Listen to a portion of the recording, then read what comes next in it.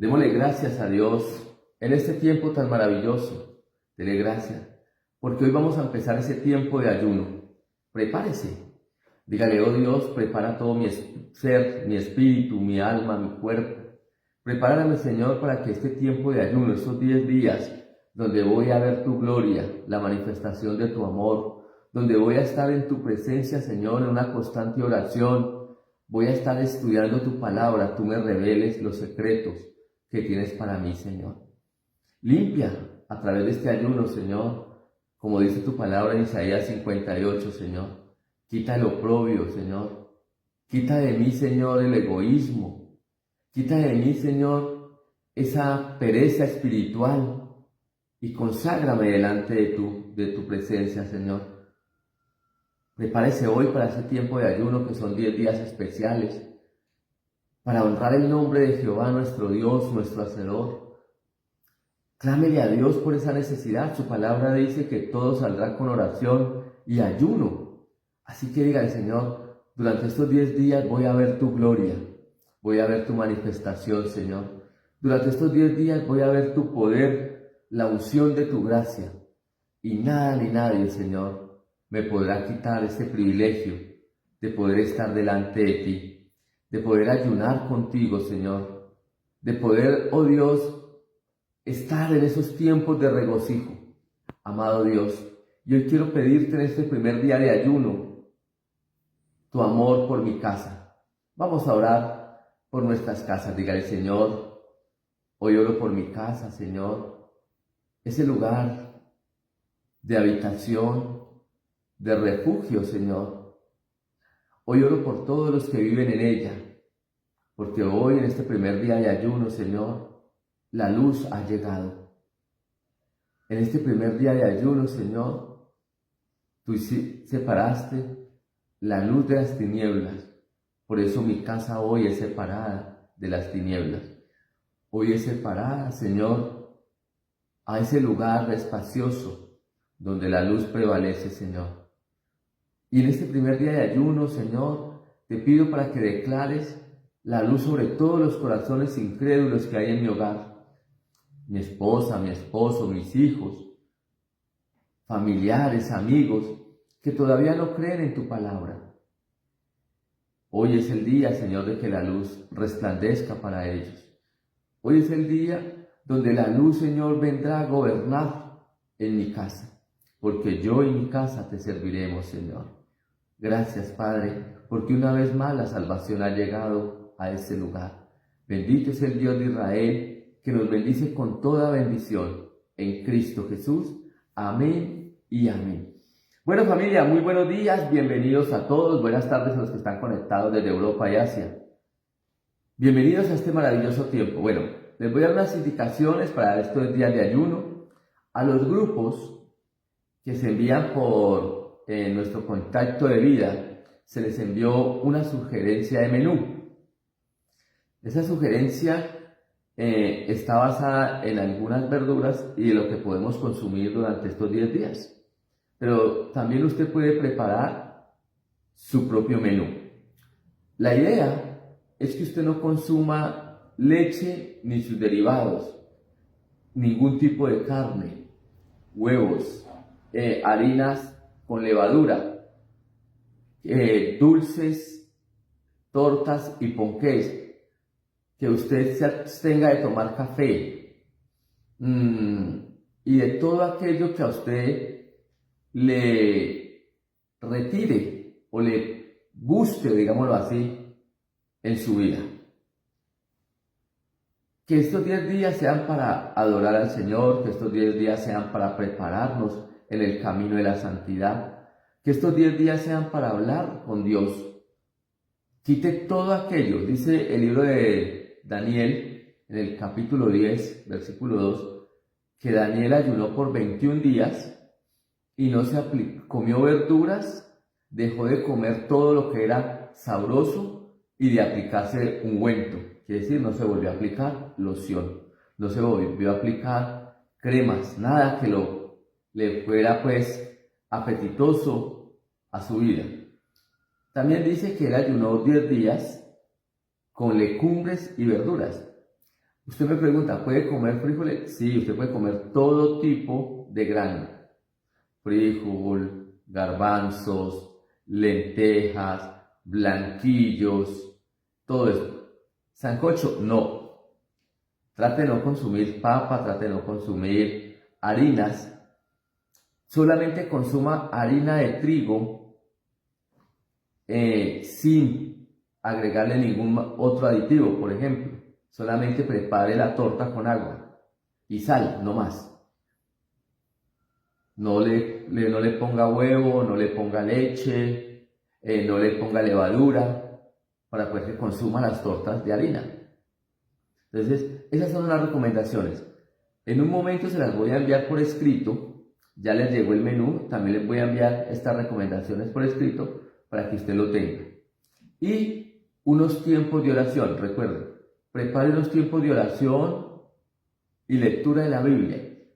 Hay muchos que están trabajando, entonces sé que no va a poder tener la Biblia a la mano para estarla leyendo, pero sí haga unos cortes mientras que sale a almorzar, mientras que está en el desayuno, y lea aunque sea un pasaje de la palabra de Dios, porque ahí es donde van a llegar las promesas de nuestro Señor en estos 10 días. El ayuno lo tenemos, se va a llamar Caminando con Dios, con Cristo. Y hoy vamos a ver nuestro primer tema a las 7 de la noche, presencial yo toco, el resto de la ciudad es virtual. Mañana, presencial yo toco, presencial Restrepo, el resto de la ciudad es virtual. Restrepo presencial mañana, yo toco presencial. Y vamos a estar así el día sábado a las 6 de la tarde, día domingo 8 de la mañana presencial en Yo Toco, lunes presencial Yo Toco, martes presencial Yo Toco, miércoles presencial Yo Toco, jueves presencial Yo Toco, viernes presencial Yo Toco, Restrepo nuevamente y sábado vigilia. El martes vamos a estar presencial Yo Toco, presencial Restrepo porque es el día de parejas. Entonces, se los voy a mandar por escrito para que no vayan a olvidar qué día es presencial y qué día es virtual. Y vamos entonces a entrar a este tiempo de nuestro estudio en la mañana. Vamos a mirar o continuar con esa presencia de Dios en nuestra vida. Hablábamos de Abraham, ese hombre que la fe y esa presencia de Dios lo llevó a ser contado por justicia. Hay algo, y es que el corazón del hombre es un corazón incircunciso, quiere decir, un corazón que hoy muchos no han circuncidado para el Señor. En el antiguo pacto, todos los varones de 8 años, hasta 8 días se circuncidaban, quiere decir, quitaban el prepucio de su pene. Y ese era el pacto entre Dios y ese hombre. Ya en el Nuevo Testamento, ya no se hacía la circuncisión del prepucio del órgano, sino que Dios pedía que circuncidáramos, ¿qué? El corazón. ¿Por qué? Porque nuestro corazón es altivo, es prepotente, es orgulloso, es incoherente, y nuestro corazón está lleno de una cantidad de cosas, una cantidad de situaciones que alberga en nuestro diario vivir. El corazón en la Biblia representa los íntimos pensamientos, aquellos que tengo guardados por allá en la parte más secreta de mi ser. Pero el corazón es el que también genera órdenes, es decir, mi voluntad. Por eso yo tengo que entregarle el corazón a Dios. La palabra de Dios dice, dame, hijo mío, tu corazón, porque en él mana la vida.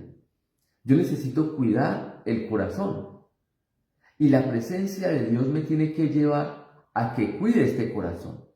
Si yo no cuido el corazón, entonces, ¿cómo voy a poder vivir en él? ¿O cómo voy a poder vivir en santidad con Dios?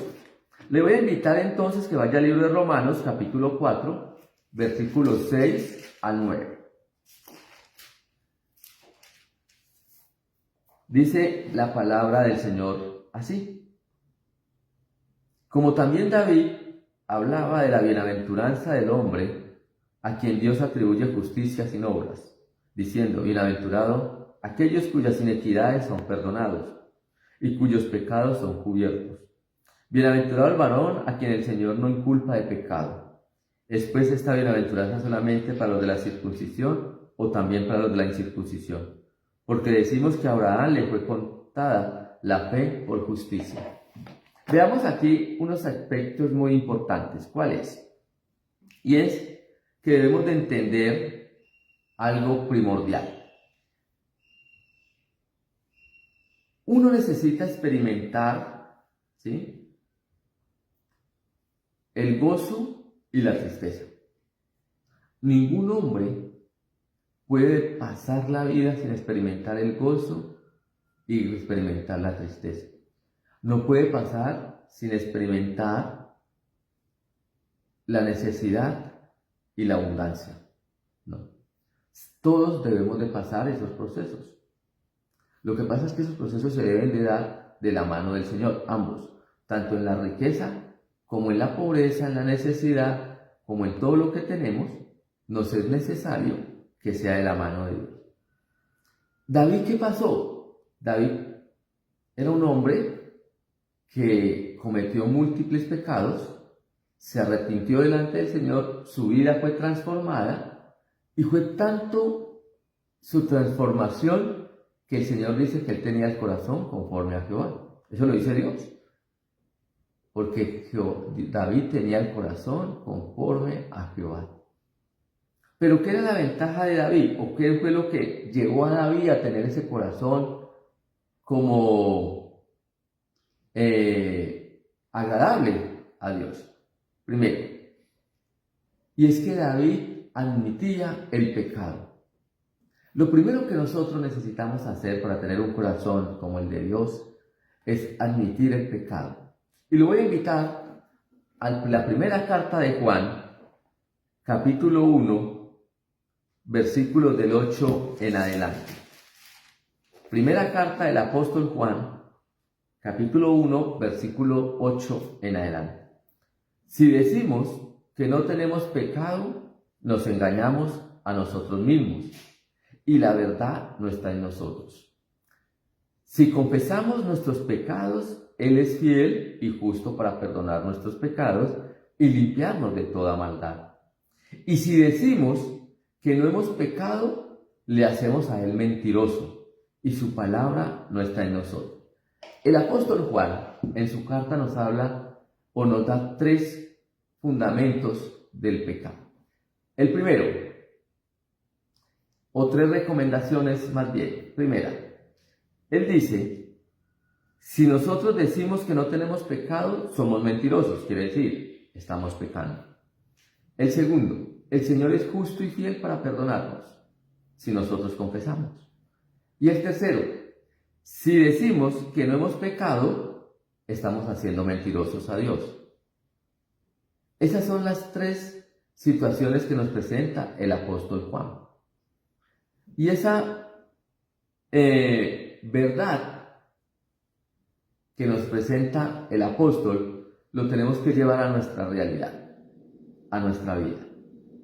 Todos somos pecadores. Dice la palabra del Señor que cuando Él buscó no halló ningún justo. Hoy no hay ningún justo. No hay no bueno. Hay un pasaje en uno de los evangelios cuando aquel joven rico le dice: Señor bueno, y el Señor Jesucristo le dice: bueno, no hay ninguno bueno. ¿Por qué me llamas bueno si solamente hay uno bueno, que es mi Padre Dios? Nosotros nos categorizamos pensando que somos buenos, que nuestras buenas acciones nos van a salvar. No cumple la palabra de Dios, solamente ayude al pobre. No, falso. Usted es un pecador igual que todos. Necesitamos reconciliarnos con Dios todos los días. Necesitamos estar en la presencia de Dios, sí, todos los días. ¿Por qué? Porque todos los días tenemos pecado. Todos los días le hemos fallado a Dios. Tenemos que decir, si decimos que no tenemos pecado, somos mentirosos. Tenemos que confesar nuestro pecado. Y no podemos decir que no hemos pecado porque hacemos mentiroso a Dios. Entonces, cada una de estas situaciones, ¿a qué nos lleva? Miremos, primero, admitir que hemos pecado. Segundo, ¿quién lo admitió? David. 2, reconocer nuestra culpa ante Dios. Yo puedo decir, y es normal en el hombre, Señor, perdóneme porque he pecado, pero es que esa persona me hizo pecar. ¿Fue culpa de ella o de él que a mí me diera mal genio, que me diera rabia? Que dice la palabra de Dios, enojaos, pero no pequéis. Fue culpa de ella, fue culpa de aquella mujer. Y vemos un caso particular en la Biblia, y es Adán. Cuando Dios le pregunta a Adán, ¿qué has hecho? Y Adán, ¿qué dijo? Esa mujer que usted me dio, ella me hizo pecar. Es necesario reconocer nuestro pecado, reconocer que hemos fallado, reconocer que somos nosotros responsables de todo acto que genere separación de Dios. Nosotros no podemos buscar culpables. Y por favor, no busque culpables en la vida para nada. Hay personas que en muchas ocasiones, cuando les dicen un error, esa persona se escuda señalando a aquella que le está diciendo. No, es que usted es así. Es que usted también lo hace. No. Llevémoslo todo a la luz de la Biblia, a la luz de la palabra del Señor, a la luz del Espíritu Santo. Señor, estoy cometiendo un error, házmelo saber. Pero del hombre es buscar culpables. Del hombre es siempre buscar en quién se ha equivocado. Entonces, David reconoció que él era el culpable, que él fue el que pecó. David reconoció que él era el del error. ¿Por qué muchos matrimonios no fracasan? Porque sus actores, esposa y esposo, siempre no asumen sus responsabilidades, sino que llevan a acusar al otro. Es que yo hago y este no hace. Es que este genera esto, es que esta hace esto. No. Somos responsables ambos de lo que Dios nos ha entregado. Otro punto. Necesitamos desaferrarnos de la culpa y creer que Dios nos ha perdonado. Acá hay algo muy importante que debemos reconocer. Existen 3 clases de culpas: culpa ficticia, culpa moral y culpa real. La culpa real, cuando yo he cometido el agravio, cuando yo he cometido la falta, y eso me lleva a sentirme mal. ¿Por qué? Porque el Espíritu Santo me hace entender y me habla y me dice, mire, Wilmar, estás pecando. Esa culpa me tiene que llevar ¿a qué? A que yo vaya y confiese delante de Dios y le diga, Señor, he pecado contra ti y he pecado contra el cielo. Vengo arrepentido, Señor. No es lo mismo arrepentimiento que remordimiento, ¿no? Arrepentimiento me lleva a no volver a cometer el pecado, pero el remordimiento me lleva a que cuando pase esa etapa de mi vida, yo vuelva y lo haga. Se me acabó el remordimiento, vuelvo y lo hago. Entonces, la culpa real, yo voy y la presento delante de Dios, pero también estoy seguro que el Señor es justo y fiel para perdonarme. Ya no la cargo, la dejé. ¿Sí? ¿Cómo vemos muchas veces un ejemplo de esa culpa real? Cuando se muere un ser querido, digámosle un papá o una mamá, y aquellos hijos que no los han honrado, sino que son esos hijos que son bastante desagradables, van a querer llorar y gritarse. No estoy diciendo que usted no puede llorar, usted puede llorar. Y eso es normal de un duelo. Pero hay hijos que se la pasan mucho tiempo llorando, diciendo si yo hubiera estado contigo, papá, si yo hubiera estado en este tiempo, Esos son culpas reales. ¿Por qué? Porque un hijo agradecido sí, tiene que llorar. Un hijo que fue agradecido tiene que pasar las etapas de duelo. Un hijo agradecido tiene que entrar en un proceso y su corazón rápidamente se va a sanar y va a empezar a tener los recuerdos agradables de su papá, su mamá o de aquel ser querido. Mas el que fue un mal hijo, que no honró a su padre y a su madre durante mucho tiempo, inclusive durante toda la vida, si no recibe a Cristo, va a sentir remordimiento. Lastimosamente es así. ¿Por qué? Porque su corazón se lo va a llamar, le va a decir, fuiste mal hijo. Fuiste mal hijo. ¿Usted va a pasar un duelo? Sí, claro. ¿Va a llorar? Sí, claro. ¿Le va a hacer falta al papá y la mamá? Sí, claro. ¿Le va a hacer falta a ese ser querido? Sí, claro. Todo. Pero cuando yo paso las etapas que vivo de duelo, porque los tengo que vivir, que son 3 o 4, algo así, que tengo que pasar de duelo, ya el Señor sana mi corazón y yo lo que vivo son momentos agradables de los recuerdos de mi ser querido. Entonces, necesitamos ¿qué? Ser personas que reconozcamos delante de Dios. Ahora, ¿qué es la moral? Aquellas culpas que yo cargo por haber pecado contra Dios. ¿Sí? Esas culpas que yo traigo, entonces me hacen sentir mal. Pero también debo llevarlas a Cristo. Las culpas morales, las culpas ficticias, aquellas culpas que yo me estoy echando y yo no tengo nada que ver. Yo no fui culpable de nada. Hay gente, y volvamos al ejemplo de la pérdida de un ser querido, que carga una culpa ficticia. Es que si yo hubiera estado allí, mi mamá, mi papá, mi hermano, quién sabe quién no hubiera muerto. Falso. ¿Por qué? Porque es que ese día Dios lo tenía predestinado para que esta persona partiera a su presencia. Estando usted o no estando, la persona iba a fallecer, porque usted no es Dios. Yo no puedo cargar esa culpa.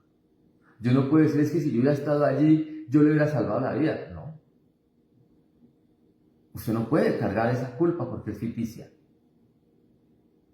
Solamente en la potestad de Dios, en sus manos está la muerte y la vida, no más. Ni siquiera en las manos de los médicos. Ellos solamente son instrumentos de Dios para salvar a alguien, no más. Entonces no puede cargar eso. Cuando las personas sienten esas culpas ficticias, se llenan de remordimiento, se endurece su corazón, se vuelven indolentes a la palabra de Dios. Entonces, esas culpas ficticias hay que llevarlas también a la cruz del Calvario. En el momento que entonces usted vive bajo la presencia del poder de Dios, todo se le va a contar como justicia. Todavía podríamos ser hombres incircuncisos de corazón. Usted tiene que preguntarse si ya circuncidó, quiere decir, si usted ya entregó el corazón a Dios y está permitiendo que Dios haga una obra majestuosa en nuestra vida. ¿Cómo? Reconociendo el pecado. 2, clamándole a Dios por esas culpas. Y 3, desaferrándome de las culpas, ¿sí?, que hemos traído. Vamos a orar. Amado Dios y Padre mío, hoy quiero darte gracias por este tiempo, Señor. Señor, hoy presento delante de ti mis pecados, todas aquellas faltas que he cometido delante de ti.